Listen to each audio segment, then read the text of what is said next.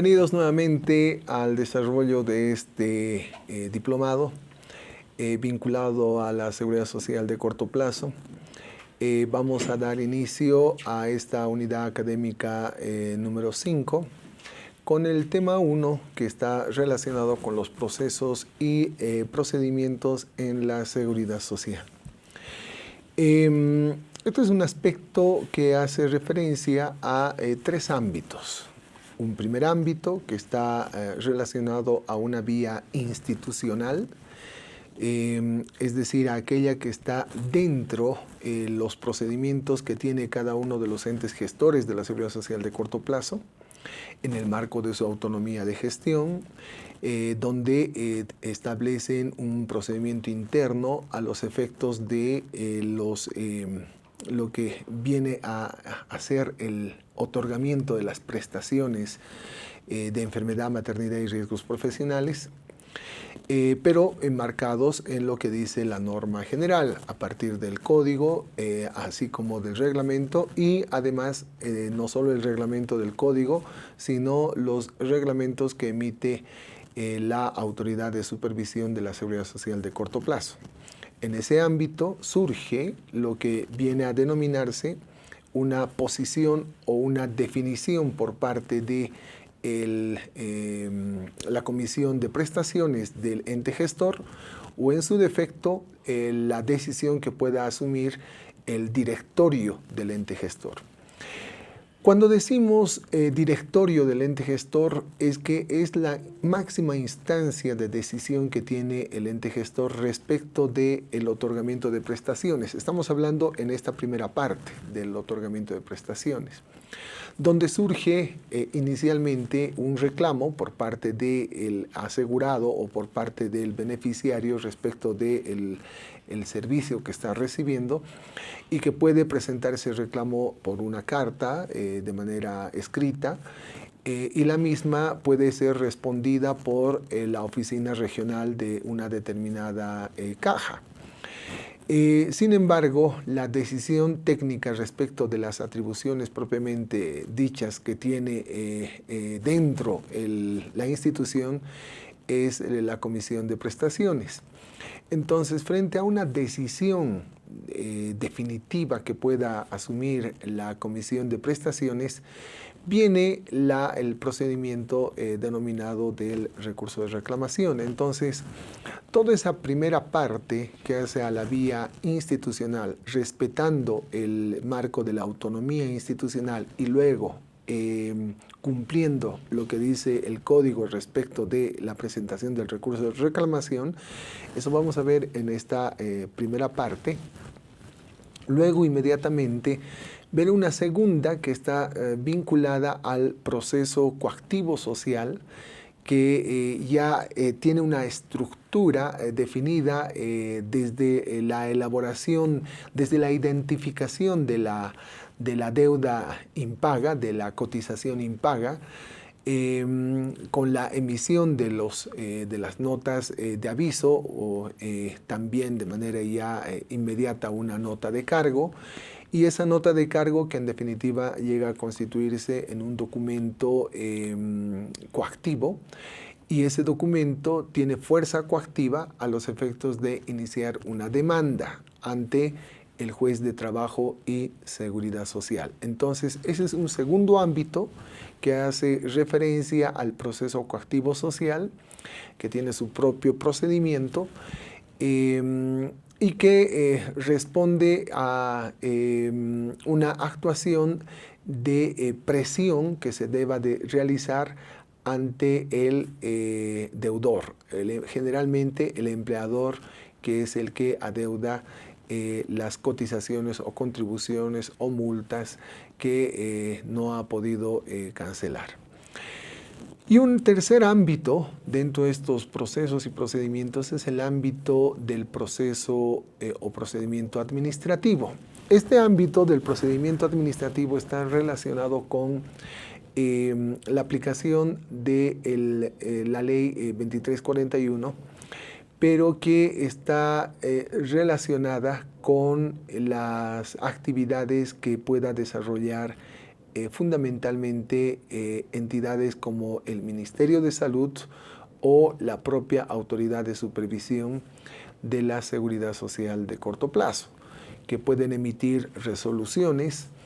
y que pueden ser también objeto de la vía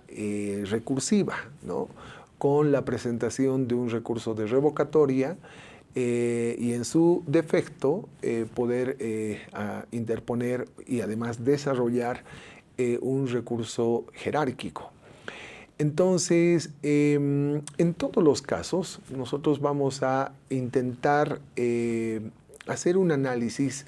de algunos efectos que esto tiene en relación a lo que dice la norma constitucional respecto de del derecho de acceso a la seguridad social y del derecho a la salud, que están contemplados en la Constitución y que tienen como garantía un pleno respaldo no solamente desde el punto de vista de las autoridades que deben de hacer cumplir lo que dice la Constitución, sino en el respaldo de lo que implica el alcance de la seguridad social como un derecho humano.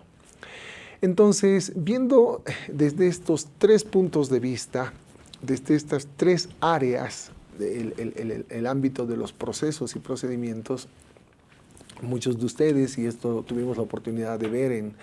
ya en las clases que se desarrollan de manera habitual y tenemos la oportunidad de incluso intercambiar algunas ideas. Muchos tienen mucha experiencia, mucho recorrido en la seguridad social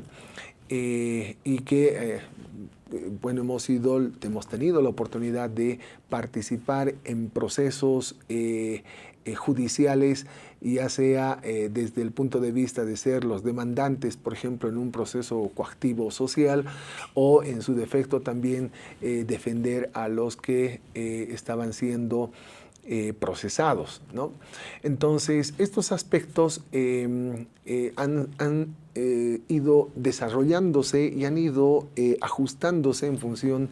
de la nueva realidad que vive nuestro país desde el año 2009. Digo esta nueva realidad porque se ha estructurado el órgano judicial de una forma tal que por ejemplo, ya la existencia de la Corte Nacional del Trabajo, por ejemplo, que era una entidad absolutamente autónoma y dedicada exclusivamente al ámbito del trabajo y de la seguridad social, pues la misma ya no existe. Y las atribuciones que estaban señaladas para dicha Corte se han destinado directamente a las labores de las salas sociales que velan la parte de los contenciosos administrativos, ¿no? Y los ámbitos, digamos, vinculados a la seguridad social o al derecho laboral, como es estas salas sociales, en el Tribunal Departamental de Justicia. Entonces, son aspectos que hacen a una nueva configuración de la estructura del órgano judicial y que de alguna forma también las normas anteriores a la vigencia de la Constitución han tenido que ir adecuándose a los procedimientos que se han establecido de manera directa desde el 2009 con la ley del órgano judicial, por ejemplo la ley 25 del 2010 y luego las que sucesivamente han venido aprobándose, como la ley 620, ¿no? de cuando se habla de los procesos contenciosos administrativos, el alcance, y esos aspectos influyen también en el desarrollo de los procedimientos administrativos, fundamentalmente, y de la labor que desarrollan entidades como el Tribunal Supremo de Justicia y los tribunales departamentales, así como la competencia o el alcance que tienen. Entonces, vamos a ir primero a esta primera parte, tratar de ser un poquito concretos en la vía institucional. Y hemos hecho referencia fundamentalmente en esta primera parte a el recurso de reclamación. Y es que yo quisiera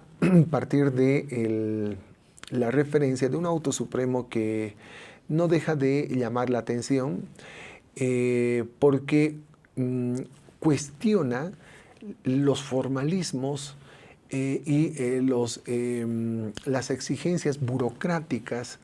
que a veces tenemos los entes gestores de la seguridad social, y me voy a poner en el lugar del ente gestor, respecto de cumplir esos formalismos de manera previa al otorgamiento de una prestación, a el brindar un servicio, ¿no? Este auto supremo es el auto supremo número 36 quebrado 2017, es del 20 de febrero de 2017, y que definitivamente establece que no se puede vulnerar el derecho a la salud ni a la vida, sobreponiendo a dichos derechos aquellos procedimientos o aquellos formalismos, ¿no? Pasos burocráticos que permitan o que no permitan el libre acceso a la salud y a la seguridad social.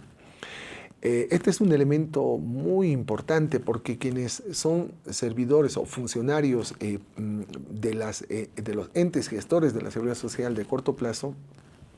muchos de ellos naturalmente en el marco de la Ley General del Trabajo, o sea, tienen un régimen laboral de la Ley General del Trabajo, por eso tengo un poquito de cuidado de no decir ni servidores públicos ni funcionarios públicos, porque hay siempre esa disputa de los sindicatos de decir que no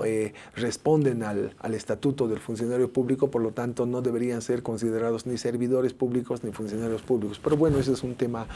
aparte, pero es que siempre nos limitamos un poquito a veces a hablar, por eso hablamos de servidores de las instituciones de seguridad social.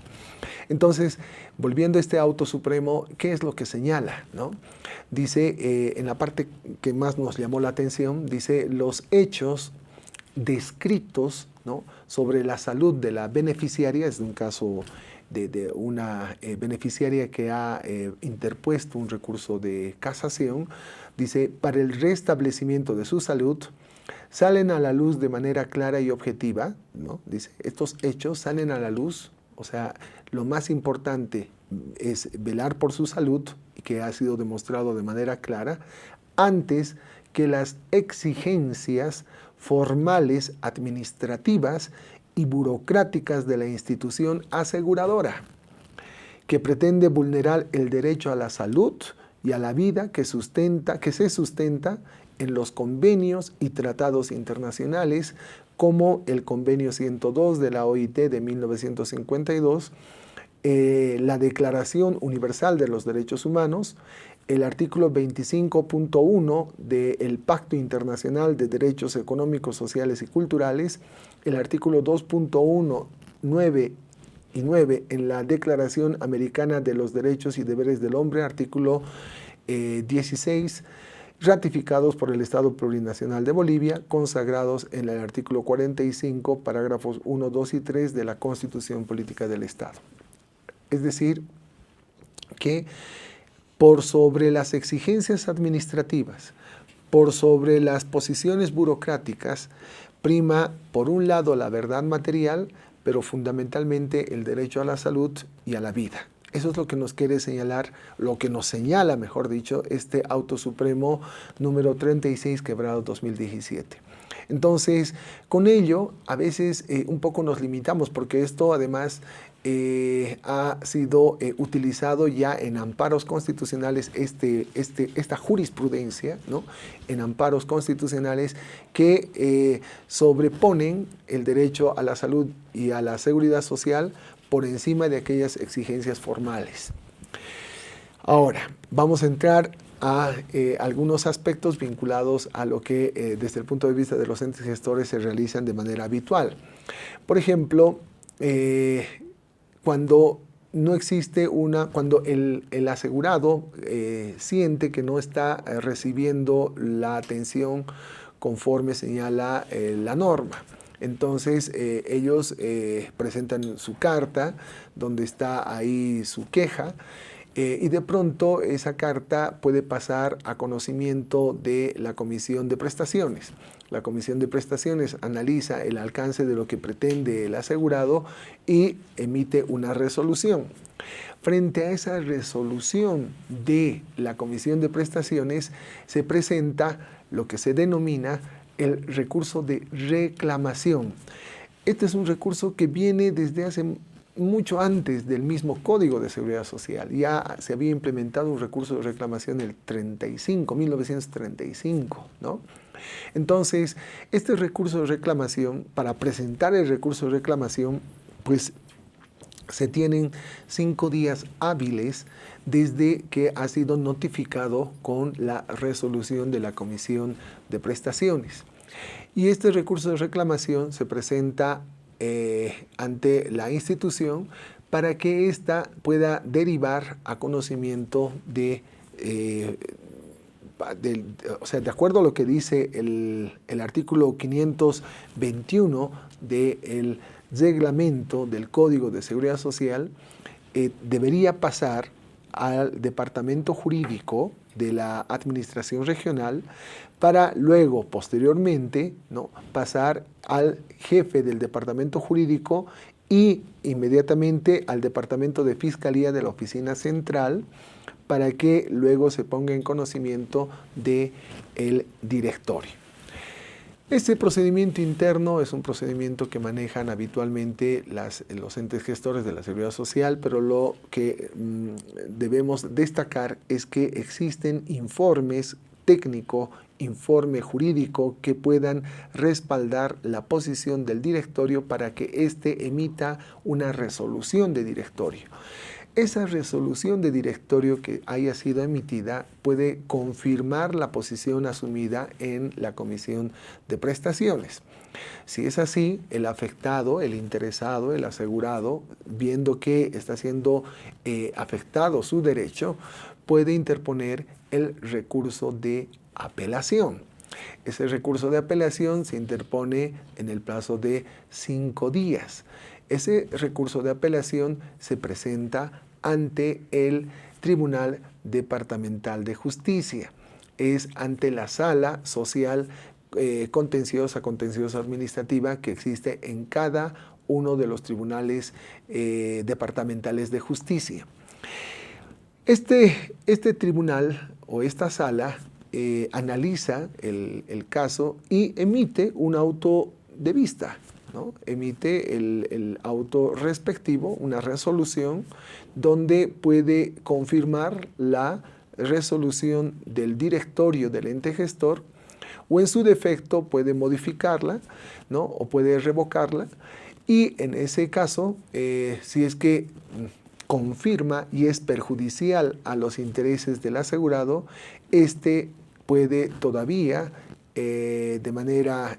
inmediata presentar, como dice también el reglamento del código, presentar un recurso de casación. Ese recurso de casación se presenta ante el Tribunal Supremo de Justicia, quien en última instancia, analizando ya sea en la forma o en el fondo esa determinación del Tribunal Departamental de Justicia, entonces emite un auto supremo, que es el definitivo, ¿no?, en esa vía, donde ya al emitirse un auto supremo en esa vía, pues es una decisión tomada de manera definitiva en la vía ya judicial, y que el ente gestor, si es que es una resolución, un auto supremo que tiene características de modificar la resolución emitida por el directorio del ente gestor, entonces va a tener que hacerlo y le otorgan incluso un plazo, ¿no?, para hacerlo. Generalmente también hemos sido testigos de que frente a un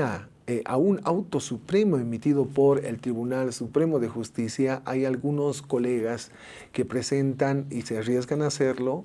a presentar amparos constitucionales, ¿no? Pero esto ya en el Tribunal en un tribunal especializado en una sala constitucional y presentan el amparo constitucional contra los magistrados del Tribunal Supremo de Justicia, ¿no? Entonces, ese es un aspecto que, bueno, ya lo deciden algunos colegas y algunos asegurados, porque también tienen que saber que existen algunos riesgos vinculados a la ejecución del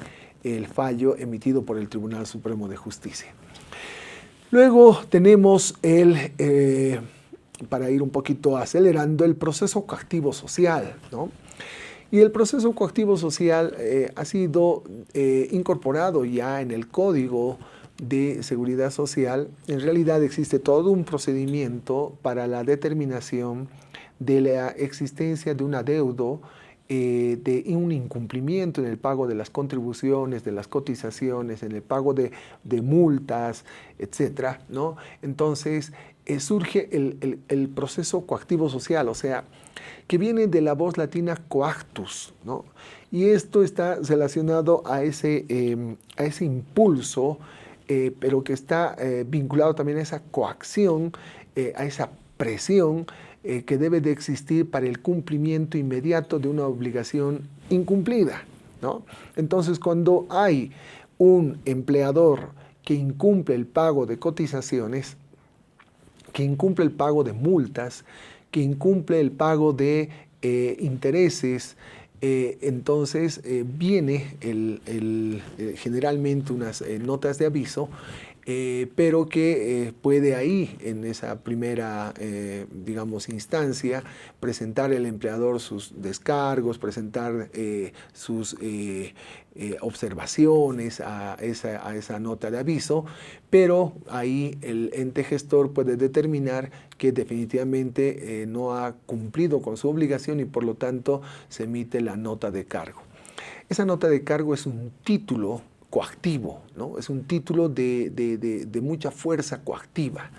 porque esa nota de cargo implica un monto determinado que es indubitable, y al ser indubitable este monto es exigible y además tiene esa fuerza de ejecución inmediata, ¿no? Por ello es que cuando ya existe esa nota de cargo, que es ese título de ejecución inmediata, es cuando se presenta ya la demanda coactiva social ante el juez de Trabajo y Seguridad Social. El juez de Trabajo y Seguridad Social es el que asume conocimiento, toma conocimiento de la demanda y, al menos en lo que dice la norma, tiene 48 horas para poder emitir su auto de solvendo, ¿no? En el auto de solvendo le otorga un plazo de 3 días para que pueda cumplir con la obligación. Al mismo tiempo se establecen algunas medidas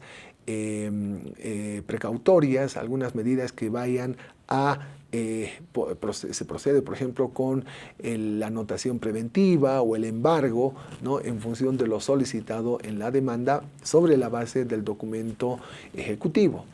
Entonces, en el procedimiento, generalmente, dependiendo de las condiciones, debería notificarse inmediatamente con el auto de solvendo, otorgándole ese plazo, y además, dentro de ese plazo, tener la oportunidad, el demandado, de presentar las excepciones dilatorias, las excepciones que él vea convenientes, ¿no? Hasta incluso ahora hemos visto cómo presentan incidentes de nulidad, ¿no? O sea, sin que esté establecido precisamente en el artículo 32, ¿no? del decreto ley 10.173, que modifica el artículo 223 del Código de Seguridad Social. Entonces, es ahí donde, bueno, presentan hasta, les decía, hasta incidentes algunos deudores, algunos empleadores que adeudan al ente gestor. Pero en definitiva se puede determinar que una vez que se abre un plazo probatorio para las excepciones presentadas de 10 días, se emite un auto que puede declarar probada o improbada las excepciones, y en definitiva se puede ejecutoriar el auto de solvendo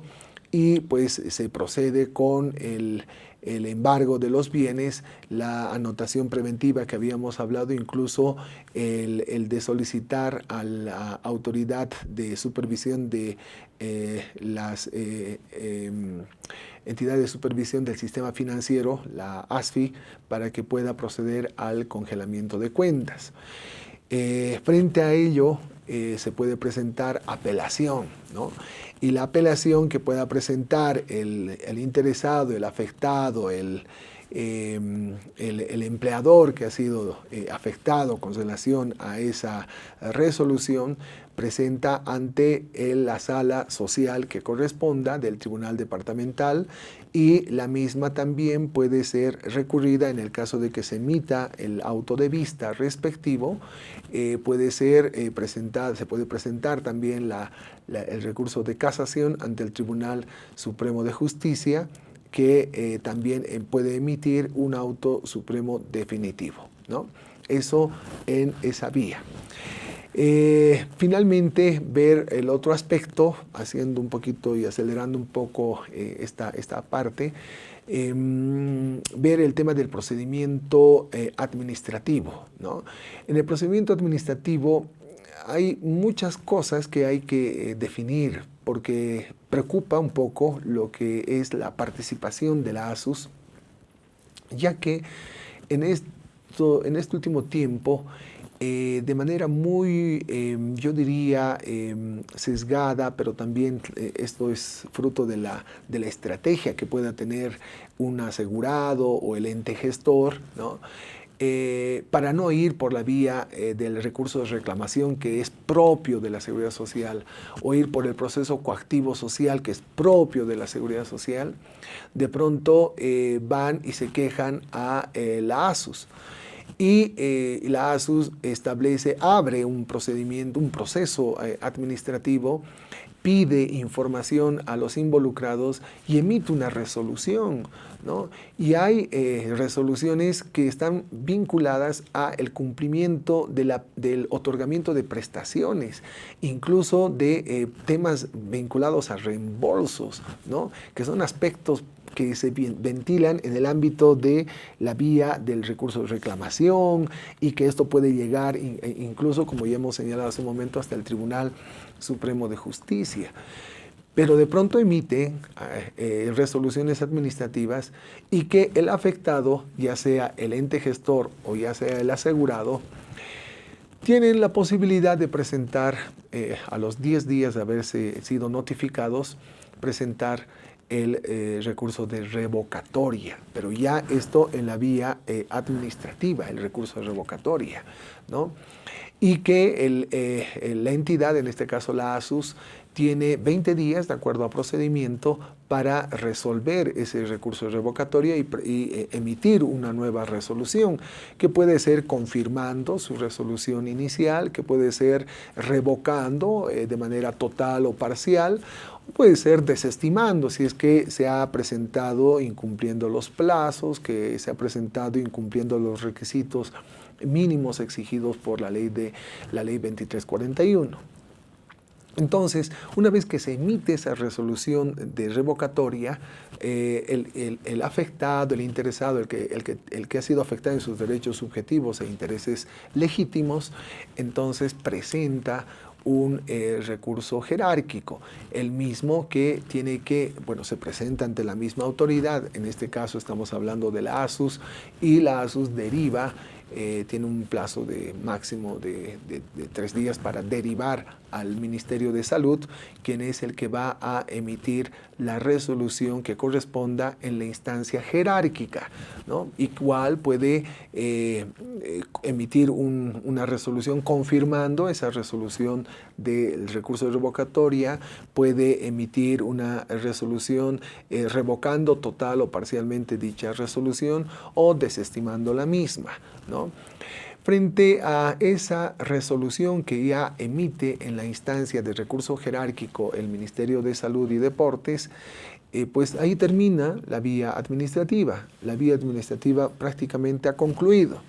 Y como ha concluido la vía administrativa, lo único que queda frente a esa resolución de recurso jerárquico es presentar la demanda contencioso-administrativa, ¿no? Demanda contencioso-administrativa. Y como se trata de una institución que tiene alcance nacional en el marco de la Ley 620, como hay instituciones que tienen alcance nacional, entonces se presenta la demanda contencioso-administrativa ante el Tribunal Supremo de Justicia, ¿no? Y el Tribunal Supremo de Justicia es el que desarrolla el análisis de la demanda contencioso-administrativa y emite su auto supremo, emite su resolución, que es una resolución igual de alcance definitivo en la vía judicial, ¿no? Es una demanda, o sea, no es un recurso. La demanda contencioso-administrativa, como bien saben los colegas, no es un tercer recurso, ¿no? De ninguna manera, es una demanda, o sea, es una demanda nueva, ¿no? Pero sobre la base de lo que ha emitido el Ministerio en el marco de lo que significa el proceso inicial en la vía administrativa. Eso es lo que podríamos señalar en este tema número 1 de la unidad académica 5. Esperemos que podamos desarrollar también la misma en clases. Muchas gracias.